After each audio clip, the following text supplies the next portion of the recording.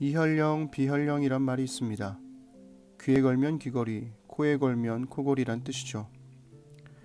연인 사이나 부부 사이의 싸움을 보면 똑같은 상황을 겪었음에도 여자 편에서 들어보면 여자가 맞고 남자 편에서 들어보면 남자가 맞을 때가 많습니다. 모든 사람은 자신의 시간과 상황만 겪기 때문에 타인의 시간과 상황을 고려하지 못하죠. 그래서 제3자가 양쪽의 이야기를 듣고 보면 이 싸움이 옳다 그르다의 문제가 아니라 서로의 상황을 이해해 줄 수 있는지 해줄 수 없는지의 문제라는 것을 알게 됩니다. 그러나 만약 전쟁과 같이 목숨을 건 싸움일 경우는 어떨까요? 죽이지 않으면 죽을 수밖에 없고 승리하지 않으면 패배할 수밖에 없는 전쟁 말입니다. 내가 하나님을 믿으니 하나님은 우리 편이시고 우리는 승리할 수밖에 없는 것일까요? 전쟁을 위한 기도의 저자인 마크 트웨이는 미국의 남북전쟁에서 각자의 하나님을 믿고 기도하는 이들의 실상을 폭로했습니다. 노예 제도를 지지하는 남부군도 노예제 폐지를 주장하는 북부군도 하나님의 이름으로 승리를 바라며 기도했지만 그 기도의 실상은 하나님의 이름으로 잔혹한 살인을 하겠다는 거였죠.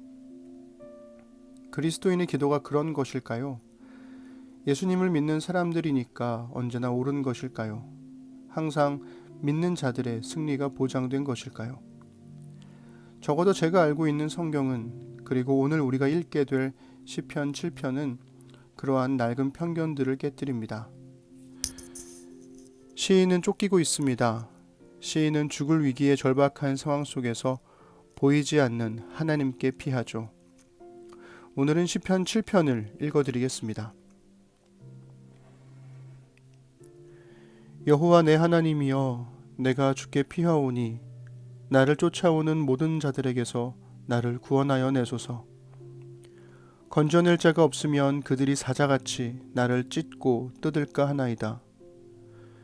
여호와 내 하나님이여, 내가 이런 일을 행하였거나 내 손에 죄악이 있거나 화친한 자를 악으로 갚았거나 내 대적에게서 까닭없이 빼앗았거든 원수가 나의 영혼을 쫓아 잡아 내 생명을 땅에 짓밟게 하고 내 영광을 먼지 속에 살게 하소서.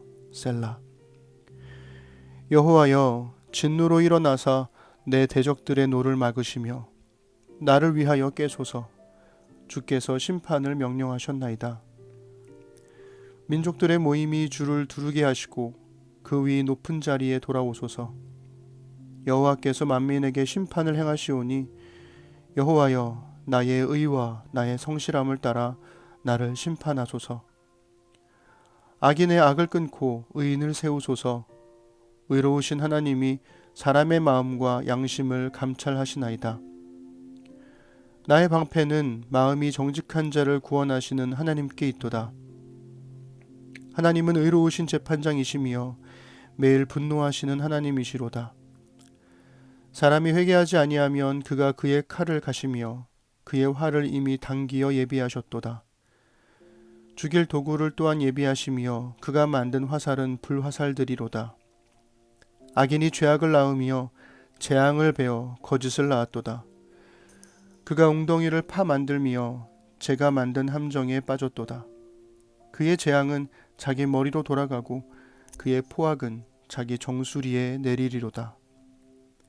내가 여호와께 그의 의를 따라 감사하며 지존하신 여호와의 이름을 찬양하리로다. 아멘. 건져낼 자가 없으면 시인에게 하나님은 건져낼 자이십니다.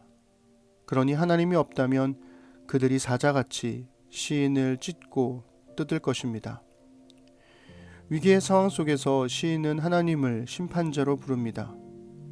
읽어드린 개역개정판 성경은 6절의 심판과 8절의 심판을 다 같은 단어로 번역했지만 차이가 있습니다.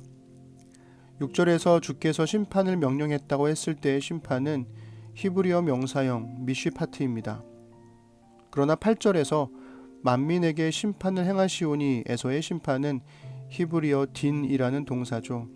이 단어는 다른 곳에서 판단하다로 번역됩니다. 그리고 같은 8절의 마지막에 있는 나를 심판하소서에서의 심판은 히브리어 동사 샤파트죠. 그리고 11절에 하나님은 의로우신 재판장이라고 할 때의 재판장은 사사기에서 백성들의 분쟁을 심판해주는 사사와 같은 단어 히브리어 쇼페트입니다. 그러니 8절은 여호와께서 만민을 판단하시오니 여호와여 나의 의와 나의 성실함을 따라 나를 심판하소서라고 구분할 필요가 있습니다. 왜냐하면 심판을 뜻하는 명사 미슈파트, 동사 샤파트, 재판장 쇼페트에는 심판의 기준이 있거든요. 바로 의라는 뜻의 히브리어 명사 체데크, 형용사 차디크입니다. 시인은 8절에서 나의 의를 따라 심판하실 하나님은 11절에서 의로우신 재판장이라고 고백하죠. 즉 나의 체데크를 따라 샤파트 하실 하나님은 차디크이신 쇼페트라고 고백하는 셈입니다. 시인의 의는 하나님의 의를 닮아 있어야 합니다. 그렇다면 그 의는 무엇일까요? 시인은 3절과 4절에서 고백합니다. 여호와 내 하나님이여 내가 이런 일을 행하였거나 내 손에 죄악이 있거나 화친한 자를 악으로 갚았거나 내 대적에게서 까닭없이 빼앗았거든 원수가 나의 영혼을 쫓아잡아 내 생명을 땅에 짓밟게 하고 내 영광을 먼지 속에 살게 하소서. 즉 하나님의 의를 담는다는 것은 누군가를 사자같이 뜯지 않는 것, 내 손에 죄악이 없는 것, 화친한 자를 악으로 갚지 않는 것, 타인의 소유를 이유 없이 빼앗지 않는 것입니다. 시인은 내가 하나님을 믿으니까 내 편이 되어달라고 말하지 않습니다. 하나님의 이름을 가져와 자기 승리를 위해 함부로 사용하지도 않죠. 그는 하나님께 하나님의 의를 따라 심판해달라고 요청합니다. 시인은 하나님의 의를 따라 살고 있었기 때문에 두렵지 않았던 거죠. 완벽하진 않더라도 하나님 앞에서 정직했습니다. 그래서 그는 나의 방패는 마음이 정직한 자를 구원하시는 하나님께 있도다라고 고백할 수 있었던 거죠. 건져낼 자가 없으면 의를 따라 살았던 시인은 벌써 찢기고 뜯겼을 겁니다. 건져낼 자가 없으면이라는 시인의 고백에서 죽은 자의 부활이 없으면이라는 바울의 고백이 생각납니다. 시편 7편과 함께 고린도전서 15장도 읽어봐야겠습니다. 우리를 건져낼 자에게 피하는 그리스도인의 복을 누립시다.